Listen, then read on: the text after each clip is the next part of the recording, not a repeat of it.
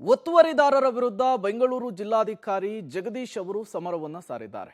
ಯಾರ್ಯಾರು ರಾಜಕಾಲುವೆಗಳನ್ನ ಒತ್ತುವರಿ ಮಾಡಿಕೊಂಡು ಬಿಲ್ಡಿಂಗ್ಗಳನ್ನ ಕಟ್ಟಿಕೊಂಡು ಬಾಡಿಗೆಯನ್ನ ಪಡಿತಾ ಇದ್ರೋ ಅಂಥವರಿಗೆ ಶಾಕ್ ಕೊಡುವಂತಹ ಕೆಲಸವನ್ನ ಮಾಡಿದ್ದಾರೆ. ಹಾಗಾದ್ರೆ ಇವತ್ತು ಬೆಂಗಳೂರು ಜಿಲ್ಲಾಧಿಕಾರಿ ಜಗದೀಶ್ ನಡೆಸಿದಂತಹ ಕಾರ್ಯಾಚರಣೆ ಹೇಗಿತ್ತು ಬನ್ನಿ ನೋಡ್ಕೊಂಡು ಬರೋಣ. ಬೊಮ್ಮಸಂದ್ರ ಕೈಗಾರಿಕಾ ಪ್ರದೇಶದಲ್ಲಿ ಜೆಸಿಬಿಗಳ ಘರ್ಜನೆ. 2 ಎಕರೆಯಷ್ಟು ರಾಜಕಾಲುವೆ ಜಾಗ ಒತ್ತುವರಿ ತೆರವು. 16 ವರ್ಷಗಳಿಂದ ಲಕ್ಷ ಬಾಡಿಗೆ ಪಡಿತಾ ಇದ್ದವರಿಗೆ ಶಾಕ್. ಹೌದು, ಬೆಂಗಳೂರು ಹೊರವಲಯದ ಆನೇಕಲ್ ತಾಲೂಕಿನ ಪ್ರತಿಷ್ಠಿತ ಬೊಮ್ಮಸಂದ್ರ ಕೈಗಾರಿಕಾ ಪ್ರದೇಶದಲ್ಲಿ ಒತ್ತುವರಿಯಾಗಿದ್ದ ಕೋಟ್ಯಾಂತರ ರೂಪಾಯಿ ಮೌಲ್ಯದ 2 ಎಕರೆ ರಾಜಕಾಲುವೆ ಜಾಗವನ್ನು ತೆರವುಗೊಳಿಸಲಾಗಿದೆ. ಕೆಲ ಬಲಾಢ್ಯರು, ಭೂಗಳ್ಳರು ಬೊಮ್ಮಸಂದ್ರದಲ್ಲಿ ಸರ್ವೆ ನಂಬರ್ 9, 10, 12, 25, 28ರಲ್ಲಿನ ರಾಜಕಾಲುವೆ ಜಾಗವನ್ನು ಒತ್ತುವರಿ ಮಾಡಿಕೊಂಡು ಮನೆ, ಶೆಡ್ಡು, ಪಾರ್ಕಿಂಗು, ರಸ್ತೆ ಮತ್ತು ವೇರ್ ಹೌಸಿಂಗ್ಗಳಿಗೆ ಬಳಕೆ ಮಾಡಿಕೊಂಡಿದ್ರು. ಈ ಬಗ್ಗೆ ಕೆಲ ತಿಂಗಳುಗಳ ಹಿಂದೆ ಲೋಕಾಯುಕ್ತದಲ್ಲೂ ಕೂಡ ದೂರು ಸಲ್ಲಿಕೆಯಾಗಿತ್ತು. ಇದೀಗ ಬೆಂಗಳೂರು ನಗರ ಡಿಸಿ ಜಗದೀಶ್ ನೇತೃತ್ವದಲ್ಲಿ ಒತ್ತುವರಿ ಜಾಗ ತೆರವು ಮಾಡಿ ಮನೆಗಳನ್ನು ನೆಲಸಮ ಮಾಡಲಾಗಿದೆ. ಯಾರೇ ರಾಜಕಾಲುವೆ ಒತ್ತುವರಿ ಮಾಡಿದ್ರು ಸಹ ಮುಲಾಜಿಲ್ಲದೆ ಕ್ರಮ ಜರುಗಿಸ್ತೀವಿ. ಯಾವುದೇ ಕಾರಣಕ್ಕೂ ರಾಜಕಾಲುವೆ ಒತ್ತುವರಿ ಮಾಡಲಿಕ್ಕೆ ಬರೋದಿಲ್ಲ.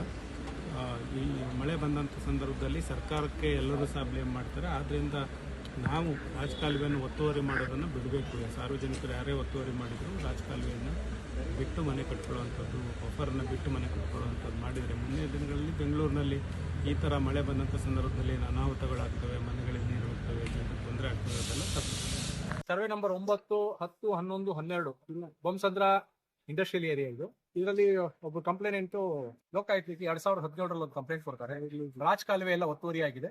ಈ ರಾಜಕಾಲುವೆ ಒತ್ತುವರಿ ಮಾಡ್ಕೊಂಡು ಕೆಲವರು ಮನೆಗಳು ಕಟ್ಕೊಂಡಿದ್ದಾರೆ, ಕೆಲವೊಬ್ರು ಮುಚ್ಕೊಂಡು ರೋಡ್ಗಳು ಮಾಡ್ಕೊಂಡಿದ್ದಾರೆ, KDB ಬಿಲ್ಡಿಂಗ್ಸ್ ಇದೆ ಅಂತ ಹೇಳಿ ಕಂಪ್ಲೇಂಟ್ ಕೊಡ್ತಾರೆ. ಅದನ್ನ ಮತ್ತೆ ಅರ್ಜಿ ಕೊಟ್ಟುವಾಗ ನಾವು ಮತ್ತೆ ಪರಿಶೀಲನೆ ಮಾಡುವಾಗ ಯಾರು ದೂರುದಾರ ಆಗಿರ್ತಾರೋ ಅವರೇ ಅದನ್ನ ಒತ್ತುವರಿ ಮಾಡ್ಕೊಂಡು ರೋಡ್ ಮಾಡ್ಕೊಂಡು ಅವರ ಜಮೀನಲ್ಲಿ ಒಂದು ಕಂಪ್ನಿಗೆ ಬಾಡಿಗೆ ಕೊಡ್ತಾರೆ. ಇದು ಕಂಪ್ಲೀಟ್ ರಾಜಕಾಲುವೆ. ಕಂಪ್ಲೀಟ್ ರಾಜಕಾಲುವೆ.